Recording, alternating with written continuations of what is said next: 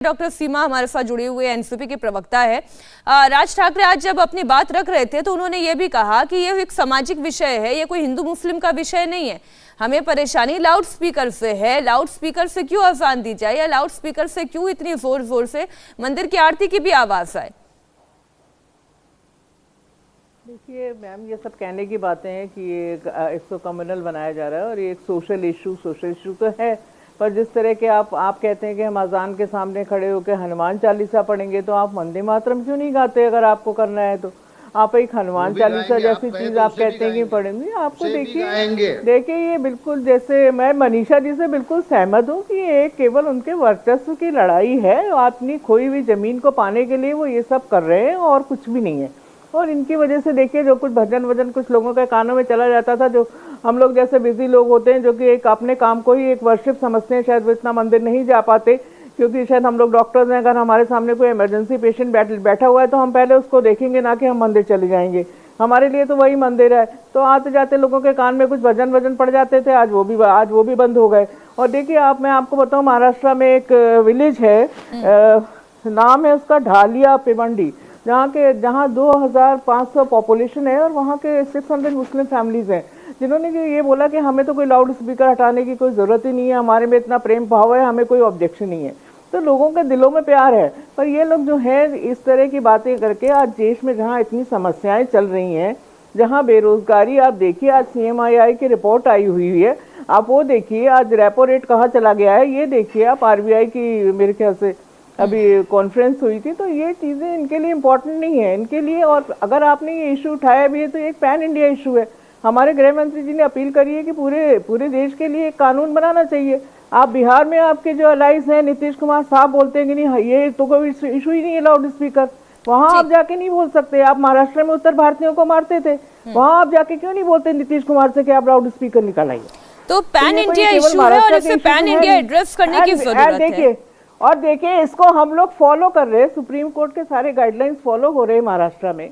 हमने decibels levels सबको जो भी कर रहे हैं, जो नहीं कर रहे हैं उन पे एक्शन भी लिया जा रहा है। और मैं आपको बताऊं बहुत सारी चीजें हैं वहाँ पर, जैसे कि परभनी और ये Osmanabad, there is a long list जहाँ पे लोगों ने अपने आप लाउड स्पीकर नहीं, ये अच्छी बात है जो लोग खुद कर रहे हैं वो सामाजिक तौर पर जागरूक हैं, ये बहुत अच्छी बात है सीमा जी। लेकिन आज सुबह ही हमने कुछ रिपोर्ट्स ऐसी दिखाई जहां पर मस्जिद से अजान भी पढ़ी जा रही थी और फिर उसके जवाब में बजरंग बली का पाठ भी किया जा रहा था और वो दोनों मिलकर इतनी लाउड आवाज क्रिएट हो रही थी। हाँ, वही मैं कह रही हूँ डॉक्टर सीमा की दोनों मिलके वो इतनी लाउड आवाज थी कि पता नहीं किसकी क्या भक्ति भाव जाग रहे होंगे। आम लोग परेशान जरूर हो रहे होंगे। तस्लीम रहमानी जी, एक आपका भी मैं इस पर टेक चाहती हूँ। अभी जैसे सीमा जी ने कहा कि एक पैन इंडिया इशू है और इस पर एक गाइडलाइंस बन जानी चाहिए और पूरे देश के लिए बन जानी चाहिए कि ये लाउड स्पीकर का टंटा ही खत्म हो जाए। अगर वाकई में ये एक पॉलिटिकल एंगल है भी इसमें, तो पॉलिटिक्स का जड़ ही खत्म हो जाएगी।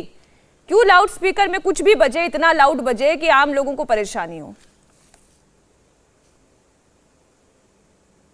देखिए, लाउड स्पीकर तो कोई टंटा है ही नहीं। आपने हमारे वेस्ट यूपी का एक बड़ा खूबसूरत सा लफ्ज इस्तेमाल किया, टंटा। तो ये तो टंटा नहीं है। टंटा ये है कि जिन लोगों को राजनीतिक उत्तराधिकार चाहिए था वो उस उत्तराधिकार से वंचित हो गए। टंटा ये है।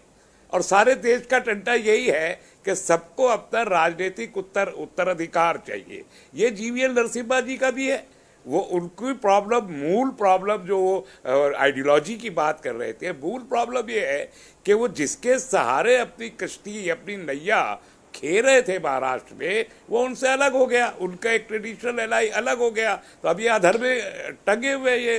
तो इसलिए देखिए, राज ठाकरे जी बार बार कह रहे हैं सामाजिक सामाजिक सामाजिक। ठीक है, सामाजिक समस्या को राजनीतिक फायदे के लिए धार्मिक अंदाज से पेश करने का जुर्म कर रहे हैं राज ठाकरे। मैं बहुत क्लियर और बहुत क्रिस्प वर्ड्स में कह रहा हूँ।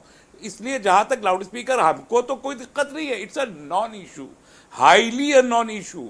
86 का बना हुआ कानून है, नए कानून की कहाँ जरूरत है? उसके बाद 2005 का सुप्रीम कोर्ट का ऑर्डर है, उस पर इम्प्लीमेंटेशन होना है। 90% से ज़्यादा हो गया। 135 मस्जिदों के बारे में सुबह से खबरों में सुन रहा हूँ कि वहाँ पर था। मैं वो 135 लोग जिन्होंने मस्जिदों के डेसिबल पॉइंट कम नहीं किए, बदतमीज लोग हैं, उठा के जेल में डाल दीजिए, मुझे कोई दिक्कत नहीं है, किसी मुसलमान को कोई दिक्कत नहीं है। जो लोग अगर, लेकिन एक को क्लियर करना होगा आपको कि आपको लाउड स्पीकर उतरवाना है या आपको लाउड स्पीकर सुप्रीम कोर्ट के ऑर्डर्स के मुताबिक चलवाना है। ये दोनों अलग इशू है। अगर आप उतारने की बात करते हैं तो फिर आप खुद कंटेम्प्ट ऑफ कोर्ट कर रहे हैं, लेकिन अगर सुप्रीम कोर्ट की गाइडलाइंस को फॉलो कराना है, दैट इज योर राइट, और वो हर एक को करना चाहिए, जिम्मेदारी है हर एक की। और मैं इसके साथ एक जुमला जोड़ के अपनी बात पूरी कर देता हूं कि मैं लाउड स्पीकर पे सुप्रीम कोर्ट के गाइडलाइंस का 110% उसका इम्प्लीमेंटेशन चाहता हूं, और इसके साथ किसी मंदिर में चाहे 1000 डेसिबल पे चलाइए, मुझे कोई प्रॉब्लम नहीं है। आप मंदिरों पे चाहे जितना बड़ा चलाइए, मुझे कोई प्रॉब्लम नहीं है, लेकिन आप राजनीति अल्लाह के वास्ते इस नाम पे राजनीति करके मत कीजिए। बहुत सारे इशू हैं, फिजा को खराब करने की कोशिश कर रहे हैं, डिस्टर्बेंस क्रिएट कर रहे हैं आप महाराष्ट्र में, और पूरे महाराष्ट्र में आप हिंदू मुस्लिम की फिजा बना के आप कुछ हासिल नहीं कर पाएंगे।